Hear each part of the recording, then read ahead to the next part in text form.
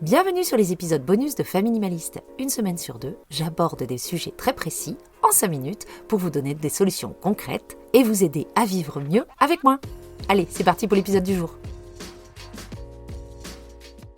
Un des aspects d'une maison ou d'un mode de vie minimaliste, c'est d'apprendre à accepter, à aimer, voire à créer consciemment du vide, que ce soit dans nos maisons ou dans nos emplois du temps. Dans cet épisode bonus, j'ai choisi de parler du vide matériel, celui que l'on crée dans nos placards, sur nos murs ou dans les pièces de notre maison après un grand désencombrement. Pendant des années, j'ai trié parfois de manière assez poussée, mais le surplus est revenu assez vite.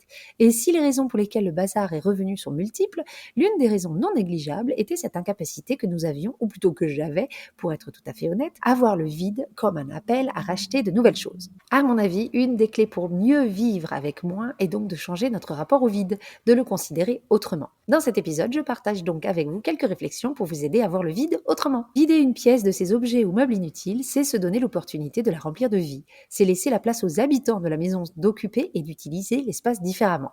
Notre salle à manger est très peu meublée. Elle consiste en une table qu'on a abaissée et qu'on a posée sur 3 tatamis. Donc on n'a même pas de chaise et il y a juste un meuble dans un coin qui a d'ailleurs vocation à partir. Et bien du coup, c'est facile d'occuper cet espace de plein de façons différentes. On en fait un dortoir quand les cousines viennent. Je peux bouger la table car il y a de la place et je peux faire mon sport sur les tatamis. Les enfants peuvent mettre leur Lego par terre sans souci car il y a du vide. Et la table n'a rien dessus, donc on peut l'utiliser pour jouer aux cartes, faire des jeux de société ou d'autres puzzles. Et il n'y a rien qui traîne, rien de fragile, donc on peut utiliser l'espace de plein de manières différentes. Quand on a tout un coin d'une pièce vide, on peut faire des cabanes de coussins, faire des circuits de voitures, s'étaler pour faire tout un tas d'activités.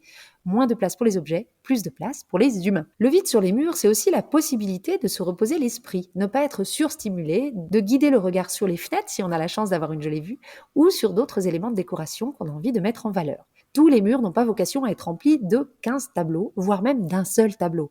Remplir juste parce qu'on ne veut pas de vide, c'est risquer de remplir avec des choses qui, au final, ne nous plaisent qu'à moitié. La place dans les placards, ça nous aide à mieux organiser les choses, à les ranger par catégorie, de manière plus logique, plus aérée, et donc c'est aussi faciliter leur manipulation par tous les membres de la famille. Laisser de la place, c'est aussi se laisser le temps d'habiter l'espace, de voir comment on veut vraiment s'en servir. C'est se donner l'option de changer, de faire évoluer la disposition en fonction des visites, des saisons, des envies. Parce que forcément, moins il y en a partout, plus il y a d'espace vide, plus c'est facile de déplacer les meubles. Et enfin, le vide, c'est quoi ? C'est du temps de gagner, du temps de rangement, du temps de ménage. Personnellement, je préfère passer 2 minutes à faire les poussières du salon que d'y passer 30 parce que j'ai trop d'éléments de décoration. Alors si vous avez un peu peur de ce vide, je vous propose de commencer par de petites touches pour vous habituer. Commencez par désencombrer le coin d'une pièce peu utilisée par exemple, ou bien enlever juste quelques cadres de vos murs, pas forcément pour toujours, mais juste pour voir comment vous vous sentez avec moins de stimulation visuelle. Vous pouvez faire pareil avec les bibelots ou autres éléments de déco. Vous les mettez dans une caisse pendant 1 mois et vous voyez ce que vous avez gagné en temps, en calme visuel. Si vous avez un meuble qui ne sert pas à grand chose à part mettre de la déco dessus, mettez-le dans votre chambre d'amis ou votre garage et voyez comment vous investirez cet espace. Peut-être que les enfants profiteront de la place gagnée pour jouer. Testez, essayez, vous n'avez rien à perdre. Soit vous détestez cet espace vide et au moins vous êtes fixé, soit vous allez découvrir une autre manière d'investir cet espace. En tout cas, donnez la chance au produit, n'emballez pas tous vos bibelots pour les ressortir 2 jours après.